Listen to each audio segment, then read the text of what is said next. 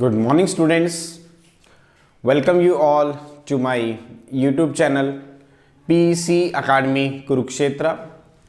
My dear students, today I'm here to discuss the most important lecture, and this is lecture number 9 of chapter 12 Electricity class 10th. बड़ा ही important lecture है, जैसा कि मैंने पहले भी आपके साथ डिस्कस किया है. The whole chapter number 12 electricity of class 10th is to be divided into the 10 lectures and this is lecture number 9. 8 lectures मैं already deliver कर चुका हूँ और जो कि अपलोड कर दिए गए हैं on my YouTube channel PEC Academy Kurukshetra, और बच्चे उनको वॉच कर रहे हैं, लर्न कर रहे हैं and send a very good comments. That is a very good news for me and all of us कि मेरा चैनल जो है आप सबकी प्रॉब्लम्स को सॉर्ट आउट करने में आपकी हेल्प कर रहा है, and this is the bigger motivation for me. So today we will discuss the concept of resistance in parallel, and so I'm here and making the video on this lecture number 9, and as early as possible I will upload this video on my YouTube channel PEC Academy Kurukshetra. So from there you can download the video and see and learn how we have to attempt these types of article if it will asked by the examiner in your final exam, board exam. बड़ा ही important जो है article है ये, और आज इसको हम यहाँ डिस्कस करेंगे. The article is resistances in parallel. जैसा कि मैंने पहले भी बताया था, हम लेक्चर नंबर 8 में ग्रुपिंग ऑफ रजिस्टर्स की बात कर चुके हैं, जिसके अंदर हमने दो तरह की ग्रुपिंग की थी रजिस्टर्स की. एक था रजिस्टर्स इन सीरीज और दूसरा है resistors in parallel. Resistors in series मैं ऑलरेडी आपके साथ डिस्कस कर चुका हूँ, and this is the part of video of lecture number 8. और अगर आप देखना चाहते हैं तो आप लेक्चर 8 जो है वीडियो आप डाउनलोड कर देख सकते हैं. Now in lecture number 9 we will discuss resistances in parallel. Means आपको 3 रजिस्टेंसेस दिए जाएंगे. सपोज मैं एक रेजिस्टेंस लेता हूं जिसका रेजिस्टेंस है से R1 ओम, सेकेंड रेजिस्टेंस लेता हूं जिसका रेजिस्टेंस है से R2 ओम, और थर्ड रेजिस्टेंस लेता हूं जिसका रेजिस्टेंस है say R3 ohm. Now when you will say these resistances are in parallel, हम कब कहेंगे कि ये तीनों के तीनों रेजिस्टेंसेस पैरेलल में है. मीन्स अगर उन तीनों रेजिस्टेंस का एक एंड, मतलब each end of the resistors are connected to the one point and the other ends of the resistors are connected to the another point, such that the potential difference is same across each resistors and it will be same as that of the applied potential difference. Then we will say the resistances are in parallel. दोबारा सुने, हम कब कहेंगे कि तीनों resistors हमारे parallel में हैं? जब तीनों रेजिस्टर्स का एक and, the same end of each resistor is connected to the one point and the another end of the each of the resistor is connected to the another point, and the potential difference is same across each resistors and it is to be same as that of the applied potential difference. Then we say the resistances are in parallel. मैं यहाँ पर अभी एक diagram बना रहा हूँ और उसके बाद इसकी डेफिनेशन लिखूंगा ताकि आप अच्छे समझ पाएं. Suppose I am taking the 3 resistors and this is the first resistors मैं यहाँ ले रहा हूँ. This is the first resistor having the resistance is say R1 ohm, and this is the second resistor having the resistance is say R2 ohm, and this is the third resistor having the resistor is say R3 ohm. मैंने यहाँ पर 3 resistances लिए हैं आपके सामने. This is the first resistor having the resistance is say R1 ohm. This is the second resistor or resistance having the resistance is say R2 ohm, and this one is the third resistance or its resistance is say R3 ohm. अब तीनों resistances का जो एक end है, this is the first end of each of the resistor. It is connected to one point say A, and this is the another point of the each resistor and it is connected to a point B.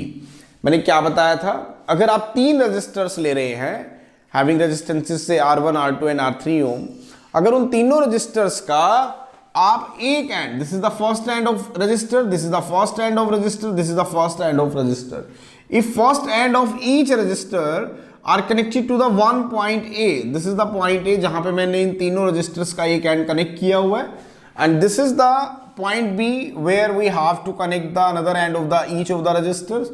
And तो हम कहेंगे कि अगर potential difference इस तीनों के across same है as that of applied potential difference, तो हम कहेंगे कि तीनों रजिस्टर्स किस में हैं, पैरेलल में। मैं डेफिनेशन लिख रहा हूं, a number of resistors, a number of resistors are said to be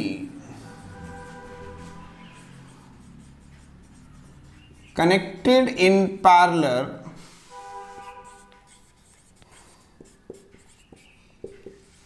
if one end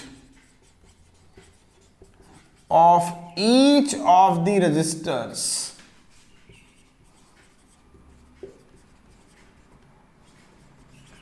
are connected to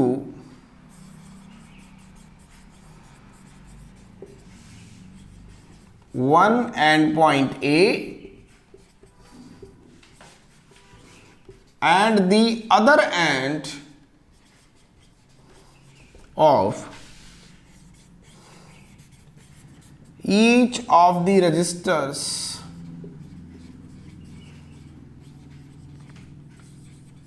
are connected to the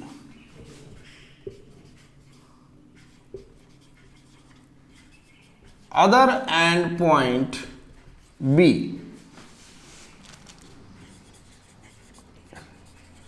and the same potential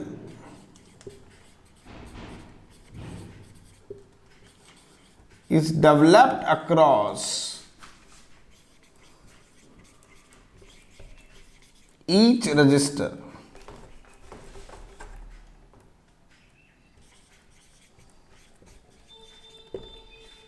and it is same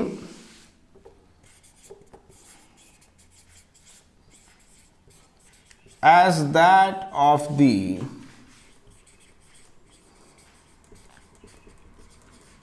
applied potential across the 2 points, say A and B। दोबारा सुने, हम कब कहेंगे कि तीनों registers हमारे parallel में है। These are the three resistors, this is the first resistor having the resistance is say R1 ohm, this is the second resistor having the resistance is say R2 ohm, this is the third resistor having the resistance is say R3 ohm। When you will say these three are in parallel, if one end of each of the resistor, this is the one end of each of the resistor is connected to the one point A and the other end of each of the resistor is connected to the another point B, such that the potential difference across each of the resistor is same and it is to be same as that of the applied potential across 2 points।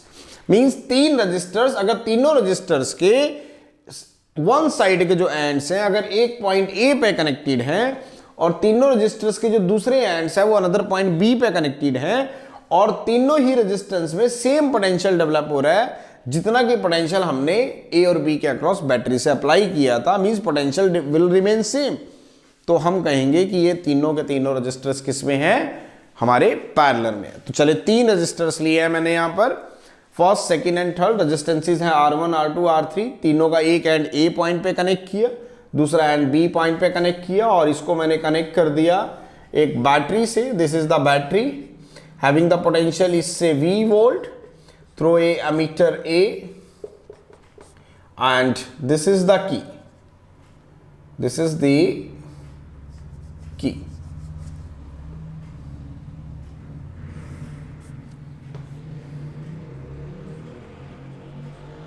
This is the key. Now यहां पे हम voltmeter लगा देंगे parallel में to measure the potential across each of the resistor, that is positive and negative. अब तीनों registers मैंने parallel में कनेक्ट कर लिए, इन तीनों रजिस्टर्स का एक एंड जो कि ए पॉइंट पे था ये बैटरी के पॉजिटिव पोटेंशियल से कनेक्ट हो गया और इन तीनों रजिस्टर्स का जो दूसरा एंड था ये बैटरी के हमारे नेगेटिव पोटेंशियल से कनेक्ट हो गया थ्रू एमीटर। एमीटर से हम करंट को मेजर करेंगे और पैरेलल में हमने वोल्ट मीटर लगा दिया ताकि हम पोटेंशियल को चेक कर सकें अक्रॉस ईच रजिस्टर। अब जैसा कि जैसे ही आप की को ऑन करेंगे तो यहां से एक करंट आई चलेगा। Suppose I be the amount of the current is to be flowing across the wire. जैसे ही ये करंट यहां पर आएगा it will be divided into the 3 parts. Out of I से I1 करंट आपका R1 के अक्रॉस चला गया, I2 करंट आपका R2 के अक्रॉस चला गया और I3 करंट आपका R3 के अक्रॉस चला गया। अब इस तीनों जंक्शन पे आके ये करंट मिलेंगे तो टोटल करंट बनेगा I1 plus I2 plus I3। दोबारा देखें, इस बैटरी से I करंट आया, जैसे ही ये करंट यहां इस जंक्शन पॉइंट P इस पॉइंट पे आएगा तो यहां पे 3 रास्ते हैं जिसके अक्रॉस हमने रेजिस्टेंस लगाया हुआ है। आउट ऑफ I मैंने मान लिया I1 करंट वायर के इस रास्ते से चला गया, I2 करंट इस रास्ते से चला गया R2 से, और I3 हमारा R3 से चला गया और इसी पॉइंट पे आके वापस मिल गए तो टोटल करंट हमें वापस मिल गया। अब जैसा कि हमने सीरीज में देखा था कि करंट सेम रहता है, पोटेंशियल डिवाइड होता है, ऐसे ही पैरेलल में पोटेंशियल सेम रहता है, करंट डिवाइड होता है। तो I1 करंट R1 के अक्रॉस किया, I2 R2 के अक्रॉस और I3 R3 के अक्रॉस। तो टोटल करंट जो हमारा पैरेलल में था that is sum of the current flowing across R1 R2 and R3। तो IP हो गया I1 plus I2 plus I3। Now according to Ohm's law अगर हम बात करें, अकॉर्डिंग टू ओम्स लॉ, तो you know that V is equal to IR, it means I is equal to V by R। तो अगर हम I1 की बात करेंगे तो that is V by R1, I2 की आप बात करेंगे तो that is V by R2, I3 की आप बात करेंगे that is V by R3 और IP की आप बात करेंगे that is V by R1। तो हमें V is equal to IR से हमें I1 भी मिल गया क्योंकि ओम्स लॉ का जो रिजल्ट है that is V is equal to IR। तो I हो गया आपके पास V by R।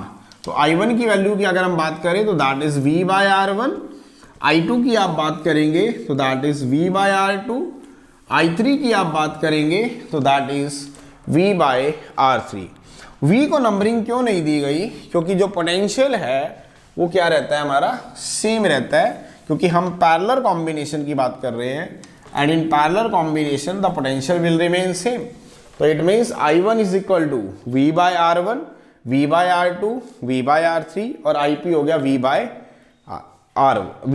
RP, P for parallel. इन सभी की वैल्यू को इक्वेशन नंबर 1 में रखेंगे तो you know IP is I1 plus I2 plus I3। तो what is IP? That is V bye RP, that is V by R1 plus V by R2 plus V by R3। तो V common लेंगे यहां से, that is 1 by R1 plus 1 by R2 plus 1 by R3। V से V cut गया तो 1 by RP आ गया आपके पास, 1 by R1 plus 1 by R2 plus 1 by R3। इसका मतलब अगर हम पैरेलल की बात करें तो जो हमारा नेट इक्विवेलेंट रेजिस्टेंस है means the reciprocal of the equivalent resistance is sum of the reciprocal of the individual resistances. क्या बताया मैंने? इन पैरेलल अगर हम बात करें the reciprocal of the equivalent resistance is equal to the sum of the reciprocal of the individual resistances. और जैसे हमने सीरीज में कहा था और उस केस में जो हमारा इक्विवेलेंट रेजिस्टेंस था वो सीरीज में जो सबसे हाईएस्ट रेजिस्टेंस था उससे भी बड़ा था, लेकिन पैरेलल के केस में जो हमारा इक्विवेलेंट रेजिस्टेंस आएगा जो पैरेलल में सबसे छोटा रेजिस्टेंस होगा उससे भी कम आएगा। क्या बताया? अगर हम सीरीज की बात करें तो सीरीज के केस में हमने देखा था कि जो नेट इक्विवेलेंट रेजिस्टेंस था वो तीनों रेजिस्टेंस का सम था और उसमें जो सबसे हाईएस्ट रेजिस्टेंस था उसकी इक्विवेलेंट रेजिस्टेंस की वैल्यू उससे भी ज़्यादा थी। लेकिन पैरेलल के केस में भी सम ही होगा रेसिप्रोकल ऑफ इंडिविजुअल रेजिस्टेंस का, बट इस केस में जो नेट इक्विवेलेंट रेजिस्टेंस की जो वैल्यू आएगी वो इस सर्किट में जो सबसे छोटा रेजिस्टेंस होगा उससे भी कम आएगी। तो चेक कर लेते हैं। सपोज ये रेजिस्टेंस है हमारे पास 2 ओम का, ये रेजिस्टेंस है 3 ओम का और ये रेजिस्टेंस है 5 ओम का। तो चेक करो 1/Rp is equal to 1/R1 that is 2 ohm, 1/R3 that is 3 ohm, 1/Rp that is 5 ohm. तो 1/Rp यहां से आप एलसीएम लेंगे तो 30 एलसीएम ले लेंगे तो that comes out to be 15 plus 10 plus 6 ohm. तो 1/Rp इज इक्वल टू 15 और 10 दैट इज 25 और 31/30 ohm. It means Rp is 30/31 ohm. It means Rp की अगर हम बात करेंगे तो its value is near about, अगर हम बात करें तो 30 को 31 से अगर आप डिवाइड करेंगे तो 0. अगर हम बात करें तो 30 को 31 से तो 0. दिस इज 30 और 0.4 करेंगे तो 31 को 4 5 6 7 8 9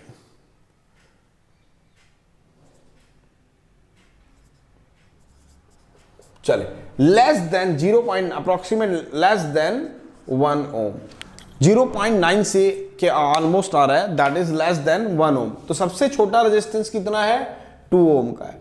आपका जो हाई इक्विवेलेंट रेजिस्टेंस आ रहा है वो सबसे छोटे रेजिस्टेंस से भी कम आ रहा है। तो ये चीज आपने ध्यान रखनी है। सीरीज में जो हमारा इक्विवेलेंट रेजिस्टेंस होता है वो हमारे जो रेजिस्टेंस जो हमारे सीरीज में लगे होते हैं उसमें जो सबसे हाईएस्ट रेजिस्टेंस होता है उससे भी ज्यादा होता है। लेकिन पैरेलल के केस में जो हमारा इक्विवेलेंट रेजिस्टेंस होता है, जो पैरेलल में रेजिस्टेंस लगे होते हैं उसमें जो सबसे छोटा होता है उससे भी ज्यादा होता है। अब आप कहोगे कि सर आप ये चीज हमें एक्स्ट्रा क्यों बता रहे हो? क्योंकि कई बार एग्जामिनर आपको जो वैल्यूज देता है वो चलो ठीक है सिंपल दे दी तो वेल एंड गुड। अगर उसने कॉम्प्लिकेटेड वैल्यू दे दी, सपोज 3 रेजिस्टेंस है आपके सीरीज में 1 ओम, 10 की पावर 8 ओम और 10 की पावर -8 ओम। अब वो कह रहा है कि इक्विवेलेंट रेजिस्टेंस बताओ, तो आप क्या तीनों का सम करने लगेंगे? नहीं, you have to calculate the highest resistance 10 की पावर 8 ओम। तो जो नेट इक्विवेलेंट रेजिस्टेंस होगा आप लिखेंगे ग्रेटर देन 10 की पावर 8 ओम। और अगर यही तीनों रेजिस्टेंस पैरेलल में होते तो आप क्या इसका इक्विवेलेंट रेजिस्टेंस फाइंड आउट करने बैठेंगे? नहीं, you have to calculate find out the lowest resistance 10 की power -8 ohm, so the value is less than 10 की power -8 ohm. That's why I am saying कि सीरीज में अगर आपको चेक करना है तो नेट इक्विवेलेंट रेजिस्टेंस जो सीरीज में सबसे मैक्सिमम रेजिस्टेंस होता है उससे भी ज्यादा होता है, और पैरेलल में जो नेट इक्विवेलेंट रेजिस्टेंस होता है जो पैरेलल में सबसे छोटा रेजिस्टेंस होता है उससे भी कम होता है। So this is the concept of resistance in parallel and this is the completions of lecture number 9। बड़ा ही important था, पेपर में ये क्वेश्चन पूछा जा सकता है। तो as early as possible I will upload this lecture number 9 on my YouTube channel PEC Academy Kurukshetra। So from there you can download the video of lecture number 9 and see and learn how we have to attempt these types of articles if it will asked by the examiner in your final exam। So at last my dear students, again I'm saying if you like my videos, like my work, like my effort, then please don't be forget to subscribe my channel। My channel is PEC Academy Kurukshetra।